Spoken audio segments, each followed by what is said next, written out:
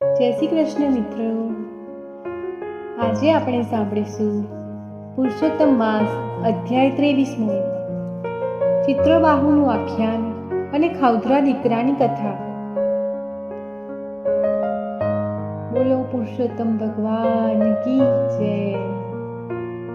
સૂત પુરાણી બોલ્યા, હે મુનિ શ્રેષ્ઠો, પુરુષોત્તમ માસમાં દીવાના દાન કરવાથી શું ફળ મળે છે તે જાણવાની ઈચ્છા દ્રઢ ધનવાએ વાલ્મીકી ઋષિ આગળ વ્યક્ત કરી. આથી વાલ્મીકી ઋષિએ તેમની સમક્ષ ચિત્રબાહુ રાજાની જે કથા કહી તે હું આપને સંભળાવું છું. સૌભાગ્યનગરમાં ચિત્રબાહુ નામ એક રાજા હતો. તે જ્ઞાની, શૂરવીર અને સત્યવાદી હતો. તે ભગવાનનો ભક્ત હતો. તેની પાસે અઢળક ધન હતું. તેને ચંદ્રકલા નામની ભાગ્યવાન અને પતિવ્રતા સ્ત્રી હતી. ચિત્રબાહુ આનંદમાં રહી પ્રભુ ભક્તિ કરતો અને પ્રભુ ગુણ સાંભળતો રહેતો. એક વેળાએ તેમને ત્યાં અગસ્ત્ય મુનિની પધરામણી થઈ. રાજાએ તેમને પ્રણામ કરી આસન ઉપર બેસાડીને ભક્તિપૂર્વક પૂજા કરી અને કહ્યું, આજે મારું રાજ્ય પાવન થઈ ગયું. મારી પાસે જે કંઈ હોય તે હું આપના ચરણમાં ધરવા તૈયાર છું. આ બધું સોંપીને એકાંતમાં જીવન સફળ કરવા ઈચ્છા રાખું છું. અગસ્ત્ય મુનિએ કહ્યું, હે રાજા, તું ભાગ્યશાળી છે. તારી પ્રજા ધન્ય છે. તું વિષ્ણુનો ભગત છે. તેની પત્નીને આશીર્વાદ આપતા કહ્યું, તું અખંડ સૌભાગ્ય થજે. પતિ અને પ્રભુની સેવા કરજે. આ પ્રસંગે રાજાએ મુનિને પૂછ્યું, મને રાજવૈભવ, અઢળક લક્ષ્મી, પતિવ્રતા પત્ની આદિ કયા પુણ્યના જોરે મળ્યા છે તે જણાવશો તો ઘણી કૃપા થશે. રાજાની વિનંતીથી પ્રેરાઈ અગસ્ત્ય મુનિ સમાધિસ્થ બની બધી વિગત જાણી કહેવા લાગ્યા, તું પૂર્વજન્મમાં ચમત્કાર નામના નગરમાં મણિગ્રીવ નામનો શૂદ્ર હતો. તું નાસ્તિક, દૃષ્ટ અને પાપી હતો, પરંતુ તારી પત્ની પતિવ્રતા હતી. તારા કાર્યથી તંગ આવી તારા સગાવાલા તથા મિત્રોએ તને ત્યજી દીધો અને તારું બધું જપ્ત કરી લીધું. આથી તું અને તારી પત્ની જંગલમાં જઈ જીવ હિંસા કરી ગુજરાન ચલાવતા હતા. એકવાર ઉગ્રદેવ મુનિ રસ્તો ભૂલી જતા જંગલમાં અટવાઈ પડ્યા. તેમને સખત તરસ લાગતા તે બેભાન બની ધરતી ઉપર ઢળી પડ્યા. એટલામાં તું ત્યાં આવી પહોંચ્યો અને દયાથી પ્રેરાઈ તે મુનિને પોતાને ઘેર લાવ્યો. તે અને તારી પત્નીએ ઉગ્રદેવ મુનિની સારી રીતે સાર સંભાળ લીધી. આથી મુનિ તારા ઉપર પ્રસન્ન થયા. મુનિએ જણાવ્યું, હે ભાગ્યશાળી શૂદ્ર, મારે પ્રયાગ તરફ જવાનું હતું, પરંતુ રસ્તો ભૂલી જતા હું આ બાજુ આવી ચડ્યો. સખત તાપને લીધે અને ચાલીને થાકી ગયો હતો. આ સમયે મને સખત તરસ લાગી હતી.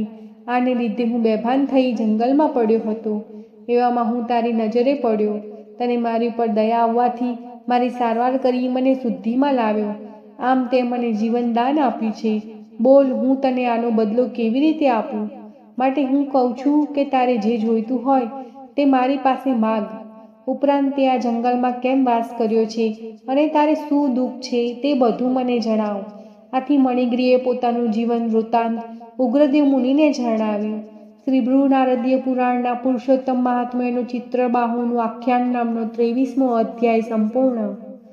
હવે પુરુષોત્તમ માસની પાવન કથા સાંભળીએ. ખાઉધરા દીકરાની કથા. એક ગામમાં ડોસી રહે. તેને એક દીકરો હતો. શરીરે સારો અને તંદુરસ્ત હતો, પણ કેટલાક સમયથી એ ખાવા બેસે ત્યારે 2-4 કોળિયા ખાઈને ઊભો થઈ જાય. ડોસી સમજે કે આ વસ્તુ તેને ભાવતી નહીં હોય.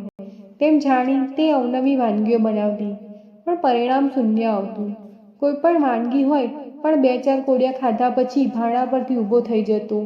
આથી ડોસી ચિંતા કરતી કે દીકરો ખાધા પીધા વગર માંદો પડશે, શરીર બગડશે. મારે તો એકનો એક આધાર છે. દીકરાને વૈદ્યો પાસે લઈ ગઈ. સારવાર અને દવા દારૂ કરી, પણ કંઈ ફેર ન પડ્યો. છેવટેના આધાર તરીકે તેણે પુરુષોત્તમ ભગવાનને ભજવા માંડ્યા અને પ્રાર્થના કરવા માંડી, હે પ્રભુ, મારો દીકરો રોજ ભૂખ્યો રહે છે, બરાબર જમતો નથી.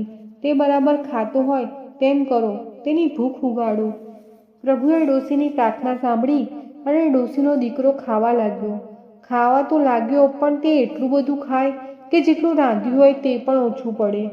દીકરો ડોસી પાસે વારંવાર ખાવા માંગે. પુષ્કળ ખાવા છતાં પણ તેનું પેટ ભરાતું નહીં. ડોસી વિચારે કે હું કેટલું રાંધું તો તેનું પેટ ભરાય. હવે દીકરાને બદલે ડોસીને ભૂખ્યા રહેવું પડતું. ડોસીના કોઠીના દાણા ફૂટ્યા. ઘરમાંની વસ્તુઓ ખૂટવા માંડી. ખર્ચ વધતો ગયો. જેમ જેમ દીકરાની ભૂખ ઉઘડતી ગઈ તેમ તેમ ડોસીએ બચાવેલ મૂડી ખલાસ થવા માંડી. દીકરાની ભૂખ ઉઘાડવા જતાં ડોસી ભૂખ ભેડી થઈ ગઈ. ડોસી મંદિરમાં જઈને પ્રભુને પ્રાર્થના કરવા લાગી. હે પ્રભુ, તમે મારા દીકરાની ભૂખ એટલી બધી ઉઘાડી દીધી કે તે ગમે તેટલું ખાય તો પણ ધરાતું નથી.